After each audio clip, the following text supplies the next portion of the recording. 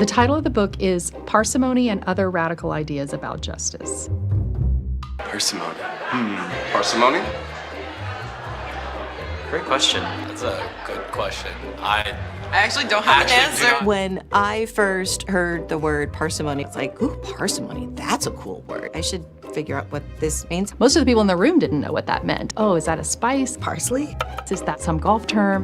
Like, no, parsimony. Parsimony is the least drastic, punitive measure that can be applied to affect public safety. At what level should the state be intervening in an individual's life? Like, full stop. How do you preserve someone's liberty and also hold them accountable? Amid all of the different reforms that are going around the country now, drug defelonisation, legalisation of cannabis, police reforms, it still feels insufficient. We need to re-examine the foundations of the system. The concept of parsimony is just one of the radical ideas about justice that's surfaced in the book. Abolition is a radical idea. It proposes a world without punishment as one of the core ways to organize society. Vivian Nixon's chapter around reckoning with white supremacy is really radical. If we're not going to tell the truth, if we're not going to deal with the reality of who we are as a country, then there's no point in having a conversation about justice. The whole lie of mass incarceration was that safety could be produced through violence. The book is urging us to go back to those foundational values. What should our justice system rest on? If we're going to make real change in our justice system, we're going to have to change the way we think and talk about safety. We don't have safe societies because we have lots of police in prison. The political framing has been more punishment, less crime, more prisons, more safety, and we have to break that nexus. I envision a system where people can be held accountable and heal. I was an instrument of mass incarceration for 17 years. When I go through all the people I sentenced, I believe that 80% of the sentences were unfair, unjust, and disproportionate. There's an undoing project that we have to do after 40 years of mass incarceration. When people read the book, I hope they take away a new way of imagining what's possible. Understanding that there are other ways to think about this is really important. It's square one thinking. You do short-term thinking, and it isn't until years and years of short-term thinking that you look back and you say, my God, what have we created? It's going to take more than just abolishing anything. We have to build systems that make communities safe. We don't have to settle for the status quo, nor do we have to settle for small incremental changes. Rules can be rewritten. And we are at the cusp of building a groundswell of people ready to rewrite the rules. The book is offering a bunch of different ideas. There isn't one silver bullet to solve mass incarceration. There's not going to be one expert who's going to solve this. It's going to take all of us.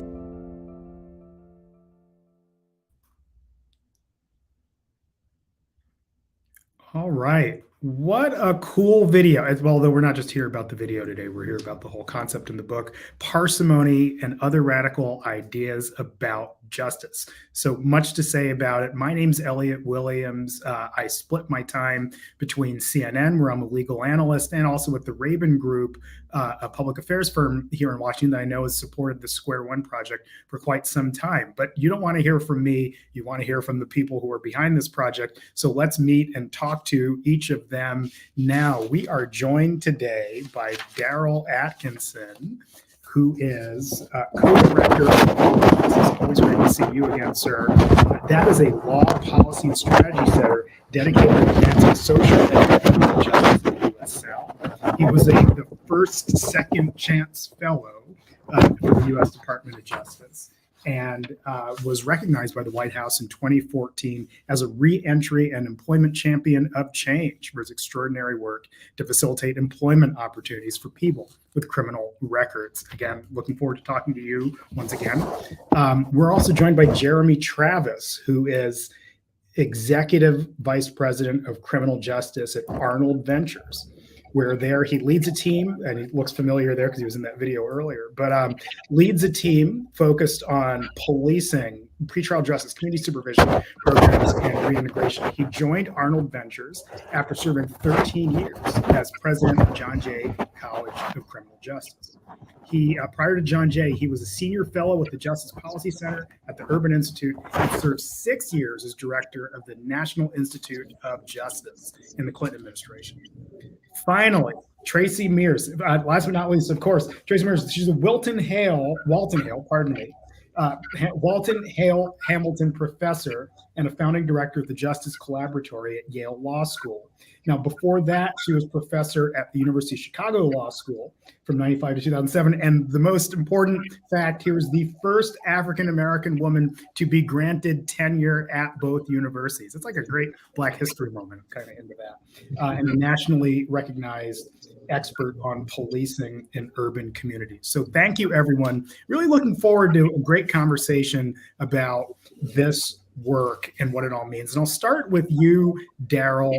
I know you and Jeremy have played a big role, and we could even call the godfathers of parsimony, which sounds like a hip hop or something. But needless to say, we know what the word means generally when we think of parsimoniousness in life, but it has a specific meaning or a new meaning in this criminal justice context. And we'd love to hear your thoughts as to, in putting together this book and in rethinking the concept of parsimony as a criminal justice concept. What is it? What does it mean? Sure, Elliot. I would encourage listeners to kind of frame it and think of it as the Hippocratic Oath for the criminal legal system. What is going to be the restraint tool between the state and its inhabitants? And, one of the things we tried to really make clear in the paper and in this discussion of the concept is you have the state and people have a contract. It's called a social contract. The state says, okay, people, you got to give up some of your sovereignty and pay taxes and abide by criminal laws. And as a result, us, the state, we're going to offer you safety, security, the opportunity to thrive. And prior to this concept really being able to be instituted with any fidelity, one of the things we had to make clear in the paper is that that valid contract has never really existed for certain groups of people in this country. Black folks, indigenous folks, they've never had a valid contract between the state, the government, and offering them safety, security, and the opportunity to thrive, and them giving up their sovereignty, right? So, we point out later in the book this importance of reckoning, that this has to happen before this principle could really be practiced with fidelity and have legitimacy in certain communities. With that being said, the definition in of itself literally means that any intrusion into someone's liberty interests must be reasonably necessary, must be the lightest intrusion that the state can impose to achieve a legitimate state purpose, right? Any more than that, we say is violence and constitutes state violence. And so you can analyze a number of different policies, practices, procedures under that guiding principle. Staying on that for one quick second, can you give us an example of what that would mean in practice when we talk about sort of the lowest intrusion perpetuated by the state? What exactly does that mean? One of the examples, we kind of have to define it in the inverse because we don't have really good examples of, wow, that's a parsimonious jurisdiction right there. So we kind of define it in what is not. And we bring up three principal areas. One of them is the area of collateral consequences. And one such collateral consequence is felon disenfranchisement. That's where we take away people's voting rights for committing a felony. And, there was a quote in the paper that I want to make sure that is articulated. The principle brings into sharp focus the ways that state power has been mobilized to support racial hierarchies and exclude full participation in our society. That was felon disenfranchisement in a nutshell in the state of North Carolina. We had to sue the state of North Carolina about that practice of denying people on probation, parole, and post-release supervision, people living in the community, some 56,000 North Carolinians, their right to vote.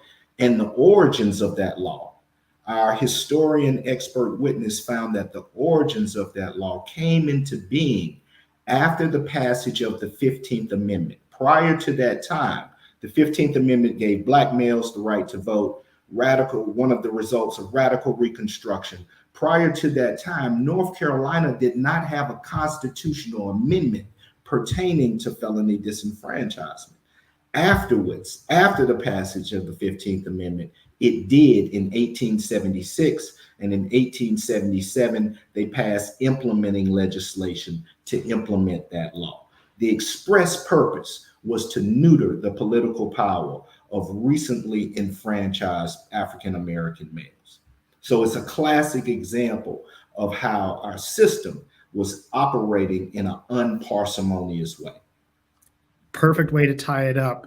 Tracy, let me bring you in here as a contributor here. And as the video alluded to, Parsimony was a group, the Parsimony of the book, not the concept, was a group project that came out of the Square One Project's executive session. So we just love to hear, I think folks watching would love to hear about sort of the process of collaborations, questioning, bouncing ideas around, expanding on others, disputing or disagreeing with others, and just tell us about getting through the process. And then I'm going to have a separate question for you about your own chapter. But first, the process generally. So thanks for that, Elliot. I think if you haven't actually been to the Square One website, the term executive session might be a little opaque to you. It's a group of people. We literally sat around a square table. Could have been a round table, but it was square because it's easier to make a square. And it was a set of academics, just a few people who are actually working in, and we'll call them executives in different institutions of legal processing, health systems, and so on. We had people who we had the Nika Tapia Jones, who ran Cook County Jail. We had people who are former prosecutors, in different areas. A judge, you heard Judge Gertner speaking. We had people who were activists, you might call them, or advocates. People are doing lawyering work in the space. We had writers, and we would sit around the table multiple times a year for 3 years. I think it was 3 years. And we had a continuous conversation about reimagining justice. And out of that conversation, the ideas were as granular as very particular strategies, and as conceptual and theoretical as ideas about parsimony and legitimacy, all integrated into one conversation. It's interesting you say disagreements. I actually think there were relatively few. That's not to say that we didn't expect them, because another feature that I didn't mention, I failed to mention, is important, is that there was political diversity among the group, and I knew of most of the people, many of the people, before I actually got a chance to meet them. So I think I expected there to be more disagreement than there was, and I think one of the greatest pleasures of doing that work was being able to partner with people that I wouldn't really expect to agree with and co-author with. So the chapter I wrote with Arthur Reiser about reducing pretrial incarceration, it's called The Presumption of Liberty. We decided to write together. I mean, I'll just say it publicly. After Arthur and I had a fight at a meeting, we had a really intense conversation before one meeting. And I think that was actually the beginning of a friendship. So, and to your point, well, one, I'm very impressed that the Square One project sits at one square table. It all sort of fits together. But needless to say, and I did not know that. But no, to your point about ideological diversity, for folks who may not know, Arthur Reiser tends to, I don't want to characterize anybody's politics, but as an advocate or thinker on criminal justice issues, tends to skew conservative, right? And that is one of the many voices, I think, that came from across the spectrum. So if you could elaborate on that a little bit, where you were finding common ground with, I hesitate to say strange bedfellows, but a diversity of thought and experiences in approaching criminal justice issues. Yeah, I mean, I actually think what Daryl said about parsimony is one of those key common values, So Arthur is a self-described conservative analyst of the criminal justice system. He has what he would call libertarian leanings. And if you have the courage of your convictions of that particular ideological perspective, you should find parsimony a very comfortable place to be. What I think was surprising to him when we started to write our piece was that I pushed him further than he wanted to go originally on the basis of his own commitments. So I was just unmuting. Sorry. No, wonderful. Thank you. And it's funny. Something I didn't also know about myself at the beginning. I worked at the Justice Department and as a prosecutor for quite some time under Attorney General Lynch, who I served with at the very end. She always used to say, and used to really believe, that you can always find a shared value, even with people you disagree with. When senators or whomever else are blowing you up and screaming at you for whatever it might be, you can always say, Senator, you and I care about our communities. You and I care about being safe. You and I care about respecting those around us, or whatever it might be. And finding that common space. It seems you've certainly done that there and touched on that in those comments. Let me turn to you, Jeremy, and bring you in, because we haven't spoken yet about the Square One project, and sort of as not just a contributor to the book, but notably a co-founder of the Square One project. I'd love to hear about, I'm sure folks would love to hear about, the journey from 2018 to the present day over the last 5 years, and what you've seen, sort of helping contextualize, one, this project into everything and into the broader moment of your work over the last several years. Great. Well, thank you. And thank you, Elliot, for taking on the moderating task here. It's fun to be with you and with my friends and colleagues here. Like many things in our world, there's an interesting origin story. And the origin story of the Square One project goes back to another collaboration between me and our colleague, Bruce Western, who's a sociologist at Columbia University.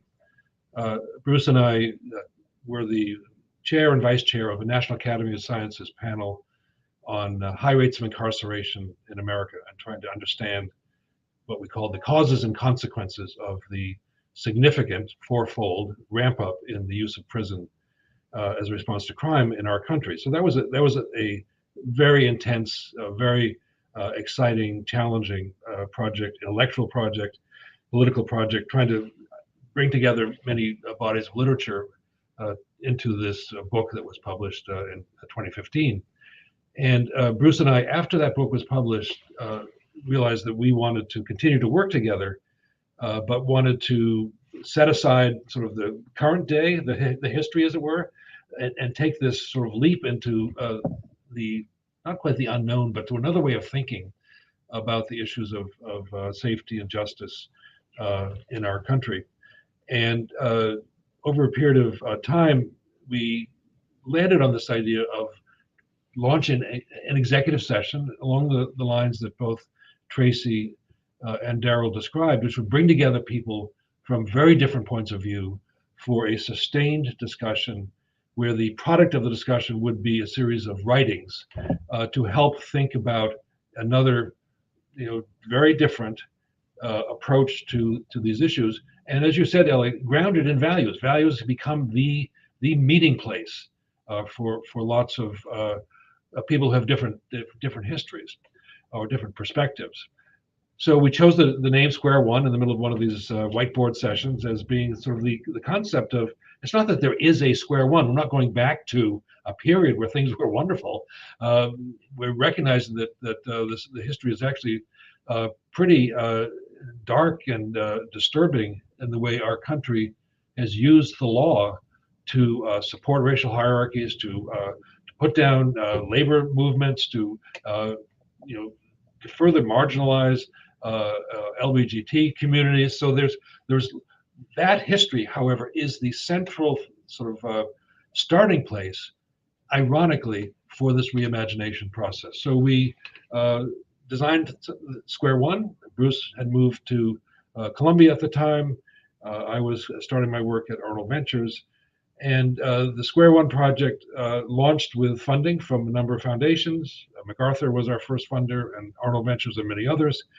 And it morphed into both an executive session in the way that we describe these multi-year intense meetings in closed door sessions where papers are the product, and now we have a book that is a product. But we also, at the same time, created a roundtable series that went around the country, 4 different sessions around the country, bringing lots of people to the table to elaborate upon some of the themes of the executive session. Reckoning with white supremacy was the first meeting in Durham. We had another meeting in Oakland talking about violence, both community violence and state violence. We had a session that we conducted that looked at the issue of the social contract that Daryl lifted up, and another one on criminalization and punitive excess. So the Square One project became this really vibrant, I think much to our delight, series of discussions, both in this closed room, the executive session, and in all the ways that technology now make possible around the country. So there's just this Square One thing happening. The first product is this book. The Square One team is now launching another effort later this month on reckoning with the past, with our history. That's being led by Vivian Nixon and Suki McMahon. Many of us will be part of that. So we hope that the Square One project at the Justice Lab at Columbia becomes this place where people can explore new ideas and can imagine a very different future for our country. Hence the tagline, Reimagining Justice. So wonderful. Earlier in there, used the I think the term origin story, which, and I want to turn to Daryl for a second on this topic of origin stories and where sort of what informs our backgrounds and where we are and so on. And you have a unique and fascinating path to where we are today. And first, before talking about your chapter, I would just love to hear about your personal journey and how it factored into the way you talk and think and approach criminal justice reform now. Yeah, I don't know if I would be doing this work if my life journey didn't propel me in this direction. I might be doing environmental justice work. I might be doing some other kind of justice work. But everything that happened to me individually was, to tie it back to our central theme of discussion, was unparsimonious. I was first time nonviolent drug crime, my first contact with the criminal legal system. I was connected to post-secondary education. The state could have offered other interventions that were at its hands or at its disposal. Or maybe they weren't at its disposal at that particular time in history, because I got convicted of my crime in 1996. This is 2 years after the passage of the 94 crime bill, which ended all Pell Grants for post-secondary education inside led to a rampant prison expansion and construction at the state level that was incentivized by federal funds and did many, many, many other things.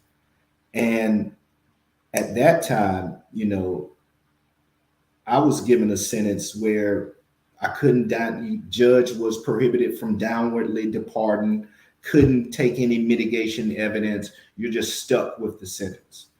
And so the system was rigid, it was cruel, it was unforgiving. Once I got there, there was nothing for me to do. You know, you could maybe get your GED, but anything post-secondary education, anything that was going to have value for me once I got on the outside, that was not there. I got that from fellow people who were on the inside, who were working for change, mostly jailhouse lawyers that inspired me to use the law as both as an agent for change in individual cases, but also as an agent for hope and as an agent to organize people to resist. And so I took those experiences, got out of prison, had a family that could provide me food, clothing, and shelter. I didn't have those immediate Maslowian pressures pressing down upon me, and I could think, right? I could work a plan. And I went back and I got my associate's degree, bachelor's degree, law degree, licensed to practice law in Minnesota and North Carolina, worked for Attorney General Lynch in the second term of the Obama administration as a visiting fellow. But during all of that time, I was disenfranchised. I could not vote in the state of Alabama because I hadn't paid them all of their money, some $50,000 that was attendant to my drug felony conviction, a $50,000 fine that I had to pay back the state of Alabama. And everything that I advocate for, that I litigate around, those issues I've experienced myself. So I see myself in the same progeny and vein, even though, you know, I'm not in any way, I can't carry their briefcases. But when you think about Thurgood Marshall, when you think about Ruth Bader Ginsburg, their animating locus was they were affirming their own dignity and humanity with the work that they were doing and the cases that they were taking, because they were litigating and fighting not only for their people, Black people, women, but also for themselves. And so that's what it is for me. And that's what brings me to this fight, because my life has been impacted by it. My children's lives have been impacted by it. And I've seen generation after generation's lives impacted by it. And I want to make it better. And I'm trying to make it better. Quick follow-up question for you before we go on. I think it's an unremarkable statement for me to make that our system as currently constituted does not facilitate stories like yours quite easily, right? You are an exception rather than a norm, I think, and, you know, dispute and disagree with me if you disagree with that statement. So I guess the question is, I don't really know what the question is. It's like, how do we fix that? Or where do we go from here? Right. Maybe another way to put it is, you know, I don't want to ask what makes you special, because I don't think it's about specialness either. But I think you see where I'm going with this. We have a system that does not make your story possible, other than in extreme circumstances. And I just love to hear your thoughts on being the one or one of the ones who, however you want to frame it. Yeah, I think you touched on it a little bit, Elliot, that I don't consider myself exceptional at all. The only thing that separates me from 100 brilliant men that I left behind the wall was access to opportunity.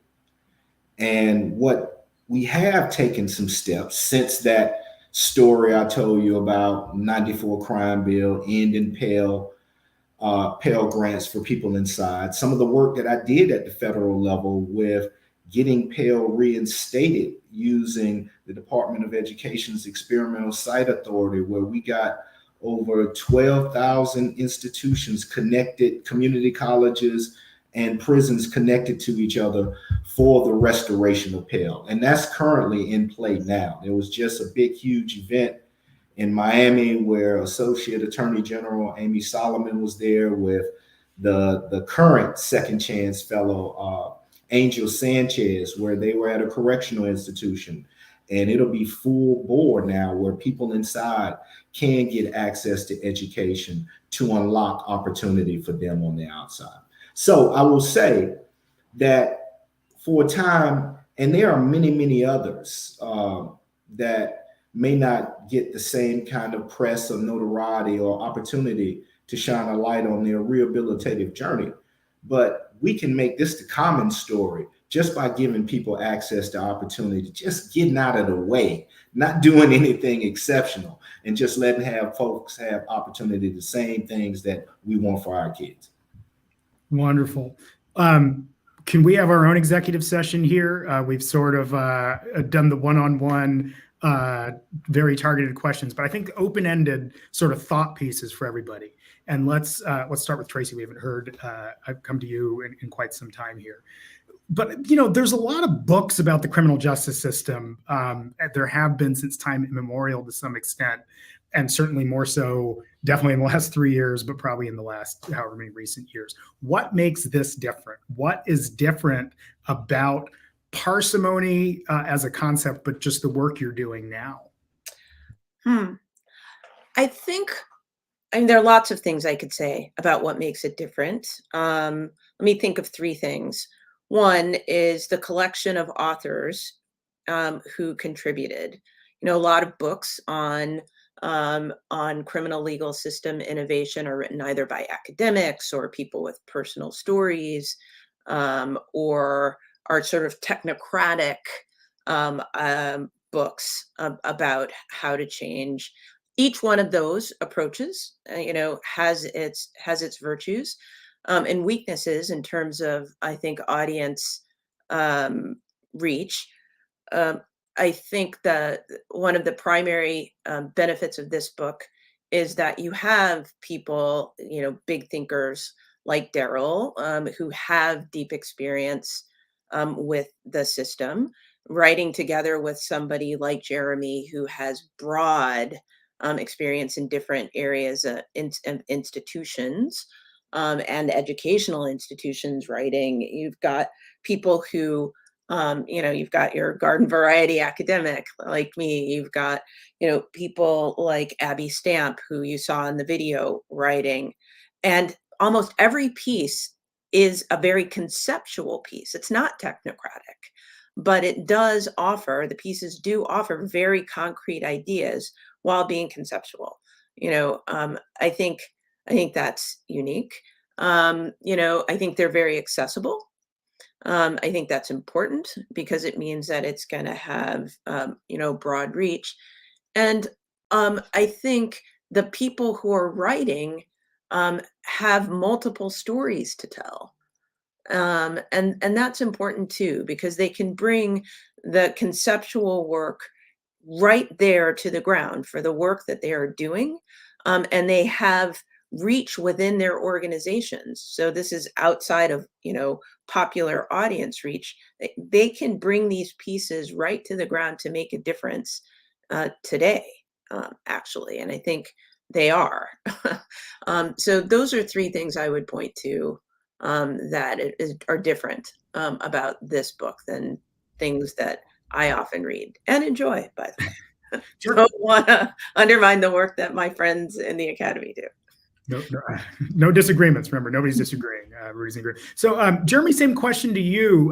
Having been at Square One since the beginning and obviously thought about these issues for quite some time and read the books over the decades, what's different here? Well, I agree with Tracy's 3 points, which were just perfect and insightful. What I would add to that is the timing. That this book is coming out at a time, and we were meeting at a time when everything was up for grabs. George Floyd was murdered in the middle of the executive session. We had discussions within this group that's become very tight about how that event influenced our thinking, the trajectory of our work, our organizations. The pandemic came, down like a ton of bricks during this executive session. The rates of violence in the country started to increase in very troubling ways during the executive session. And a little bit after we wrapped up our work, but we're now seeing a very strong and sustained sort of pushback to the reform movement. So this book is coming out at a time when everything, in my view, is up for grabs. And by that I mean that the call for racial reckoning is still alive, still very present in our work, all of us, and in our world. And the books, the chapters in the book that sort of speak to that issue are highly relevant right now. So I think there's a saliency from the chapters in the book. Nancy Gertner has this interesting and powerful moment on the video we saw where she says, "I was an instrument of mass incarceration." Here we have one of the most respected federal judges in our country, a law professor now, who is doing her own reflection on our history and her personal involvement in that history.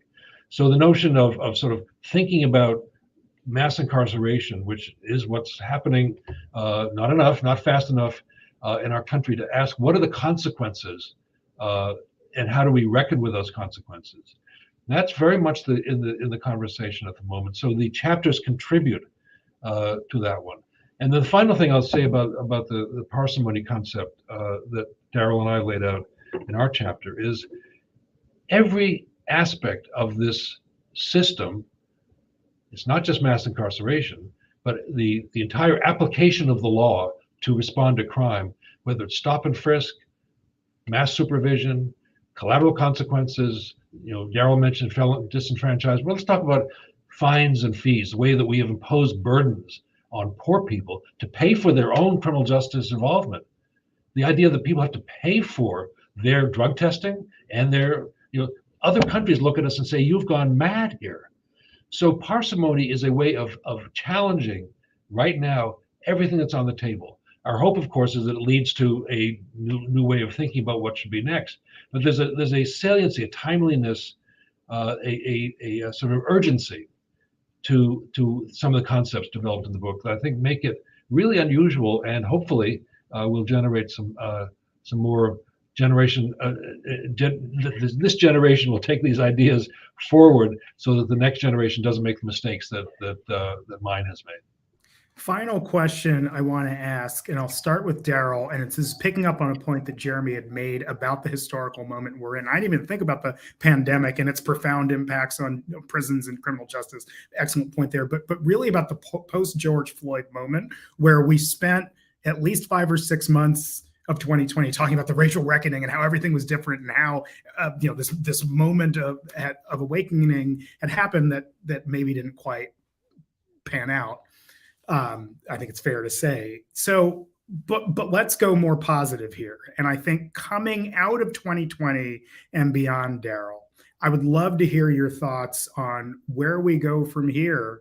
And even assuming that great racial and criminal justice reckoning has not panned out, agree with the statement if you want or not. What's next? Yeah, I think this also ties into the question that you asked Jeremy and Tracy as far as the contribution that the book offers in this current moment. And I think the book, our report that Tracy and I worked on with the National Academy of Sciences, Reducing Racial Inequality in the Criminal Justice System. The MacArthur recently put out a report on reducing jail populations. And the common theme with all three is that we can do both, Elliot. We can pursue the value of justice and achieve safety at the same time.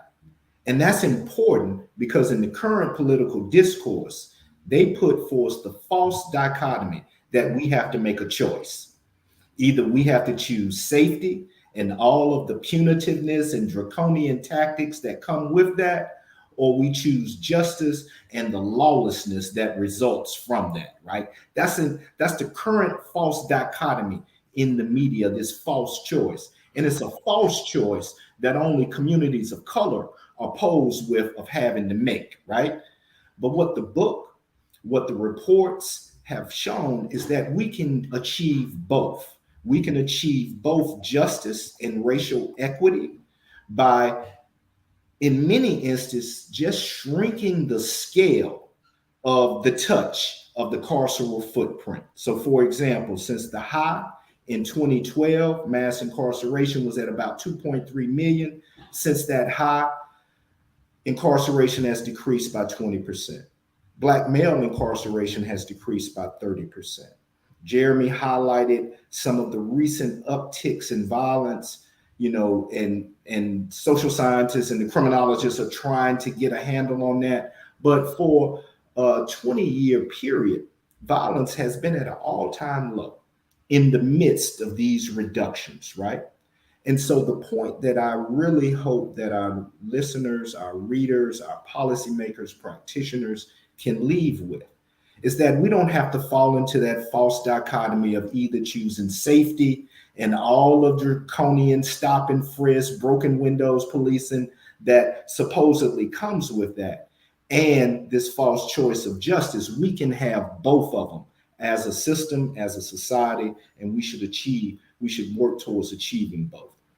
So thank you for that, Tracy. We have a minute left, and just fix it all in 60 seconds. But in that 60 seconds, the post-2020 moment, I'd love to hear where we are today and where we can go after this. So I want to build on something that Daryl said, keeping in mind that you've got resources like this incredible book we put together, the National Academy of Sciences report on reducing racial inequality, which was historic in its focus on history, which an NAS report doesn't typically do. And I participated on at least 4 of them, maybe 5 at this point. We are at a moment where there is energy directed toward this joint project of improving how we produce safety for communities and also address longstanding racial inequality. And I think one key thing that we are poised to do is not only reduce the footprint of our institutions of criminal legal processing, but we are ready to seriously talk about what it means to produce safety. And that requires a different definition of safety. Here's a quick thought on that. When we talk about violence and other things, people think that safety is merely the absence of violence or the absence of crime. That's wrong. Violence is simply a symptom of safety deprivation. And when you ask communities what they require to be safe, they will say, yes, I want absence of violence. I want security from government excess. I want clean water because in the midst of a COVID pandemic, I need to wash my hands regularly.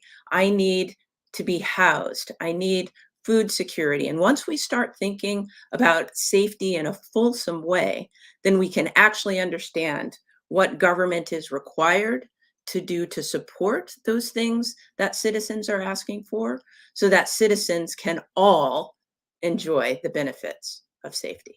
You have very parsimoniously explained some of the key concepts behind the book, Parsimony and Other Radical Ideas About Justice. That's a perfect way for us to close out here. Thank you so much, Daryl Atkinson, Jeremy Travis, Tracy Mears, for your thoughts and expertise on all of this. I believe we have a link that we can show to direct people how to procure this wonderful work that folks will see. But until then, thank you everyone for tuning in. Thank you to all of our guests for devoting your careers and time and energy and passion to this important subject. Certainly, this is not the final. I don't think we fixed everything today. I would like to think so. However, my gut is that we did not. But so we will be back here. But thanks all for participating and tuning in.